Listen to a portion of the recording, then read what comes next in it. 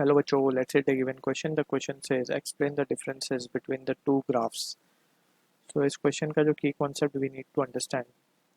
Basically हमें दो graph जो given है वो है VT graph that is velocity time graph. So velocity time graph के बारे में we need to have an information. So यहाँ पे हम देख सकते हैं velocity time graph में जो दो important information हमें मिलती है वो मिलती है first is slope of velocity time graph gives us acceleration. ठीक है.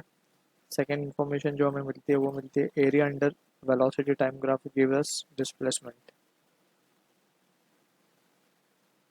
सो using this basic understanding will answer the question given. सो यहाँ पे हम देख सकते हैं कि दो ग्राफ गिवन है ए और बी.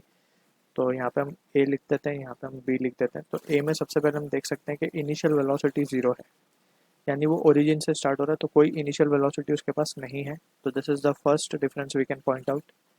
यहाँ पे फर्स्ट डिफरेंस हम देख सकते हैं initial velocity is not equals to zero. ये कहीं यहाँ से स्टार्ट हो रही है, मीन्स उसके पास कुछ इनिशियल वेलोसिटी होगी. सेकेंड इंपॉर्टेंट पॉइंट की अगर हम बात करें, सो एक्सेलरेशन दोनों ही के पास है, तो acceleration is not equals to zero. इसका भी सेकेंड पॉइंट यही होगा, acceleration is not equals to zero. अब यहाँ पे जो है वी कैन क्लियरली सी के स्लोप कांस्टेंट है. अब स्लोप क्या दे रहा है? स्लोप दे रहा है एक्सेलरेशन. तो दोनों ही केस में स्लोप इज कांस्टेंट. तो यहाँ पे हम third point as a third point लिख देंगे. थर्ड पॉइंट ए में और बी में.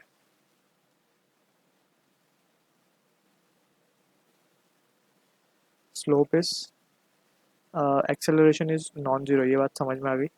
अब यहाँ पे हम देख सकते हैं कि ए के अंदर एक्सेलरेशन, इसका स्लोप ऑफ ए यानी कि एक्सेलरेशन ऐसे लिख देते हैं, एक्सेलरेशन इन ए इज, इसका स्लोप ज़्यादा है, तो acceleration A is greater than acceleration in B.